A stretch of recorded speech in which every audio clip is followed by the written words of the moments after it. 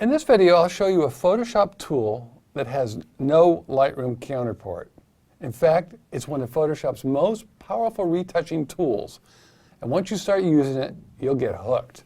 I'll start here in Lightroom and send this image to Photoshop using the Edit In, Open as Smart Object in Photoshop link. I'm doing this because I want my work to be non-destructive. In Photoshop, I'm going to go from 16-bit to 8-bit to speed things up.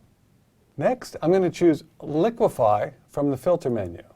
Now, Liquify is my first choice here because I used it previously, but normally it's down here under Liquify. Now, I've already converted my layer into a smart object, so I don't have to convert for smart filters. However, if I had brought my image in not as a smart object, I would have the option now to convert for smart filters. But I'm already as a smart object, so I don't need to do that. I'm going to select Liquify, and now you can see I have several options. I'm going to start down here by enlarging this image. I'm just going to hit the plus sign. There's different ways to magnify an image in this workspace. You can use the magnify or zoom tool over here on the left. And the hand tool allows you to move your image around within the window. Okay, but now I'm going to come up here and I'm going to select the forward warp tool. And I'm going to move over to the right, and under tool options, brush size, I'm going to make a brush large enough. I'm going to have to play around with this to get it just right. But I want it to be large enough that I can actually move a large portion of the mouth. So I'm going to make this sulky looking teenager smile whether she likes it or not. So I'm going to need to upturn the edges of her lips. So that brush size is a little bit large. Let me bring that down to about 200. Okay, that'll be about right.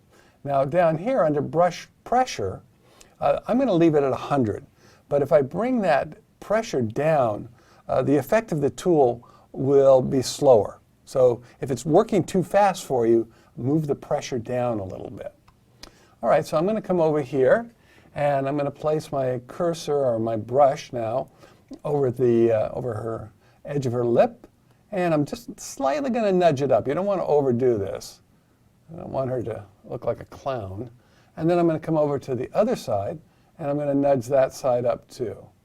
Okay, now I can just hear her yelling at me, don't make me smile. At least that's what she was saying when I took the picture, but now I've made her smile. If I don't like what I've come up with and I want to reset, I'm going to hold down the Option or Alt key, and you can see now Cancel turns to Reset. All right, so it also reset my brush size, so let me go back and bring that up a little bit. And I'm going to get this just right there and there. Another way to undo what you've done is to come up here to the left side and choose the Reconstruct tool. And once you've chosen that and come up with an appropriate brush size, you can also just kind of incrementally or in stages bring your work back to where it was originally.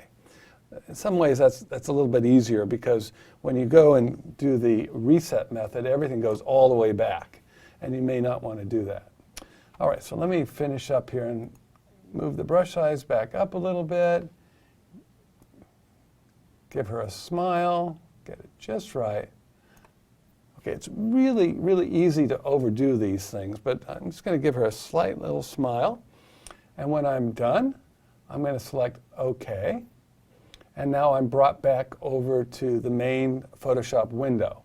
I'm going to open up the history palette. This is something that photographers really enjoy using. I use it a lot, the history palette. It's a way of moving step by step back through the stages that brought you to where you are. And I can go back a step here and see how she looked when she wasn't smiling. And I'm going to click on this next step, and you can see now she's smiling. I can go back and forth. And if I want to, in the history palette, I can go all the way back up here to where I started originally. But I'll come back down because I'm pretty happy with what we got there. So to get this history palette back out of the way, I'll just click on those double arrows. All right, so the beauty of working with these smart filters, it's fantastic now. And by the way, the liquefy filter, in previous versions of Photoshop, before CC, it wouldn't work as a smart, with a smart layer or a smart object. So this is new in CC. And just as an aside, you should also note that these tools on the left, the clone stamp tool, the pattern stamp tool, these retouching tools, the patch tool, healing brush, these don't work when you have a smart object. So this is, it's a great way to work, but you can't do everything on a smart object. So I'm going to come and show you how wonderful it is to be able to now go back in to the liquefy filter, and if I want, I can rework this image. I could change the smile. But I think I'll show you another effect here. And this is going to use the bloat tool. We used this tool up here, which is the forward warp tool, but there's other tools. We have a reconstruct tool. We saw how to use that. We have a pucker tool, a bloat tool, and we can push left tool. And then I've shown you already the hand tool and the zoom tools. But this time, we're going to use the bloat tool. I'm going to enlarge the face a little bit by clicking on the plus sign. And let's get that just right. I'm going to hold down the space bar and click and drag. That's another way of moving the image within the window itself. Okay, so I want the brush to be about the size of her pupils. I need to bring that size down a little bit. Okay, maybe a little bit larger than that. There. Now I have the bloat tool. I could also just use the B key. And I'm going to place my brush right over the eye. And you can see what's happening there. I'm bloating the eye. Now, I think I'm going to make the tool a little bit, the brush a little bit larger and give the whole, there we go. I know.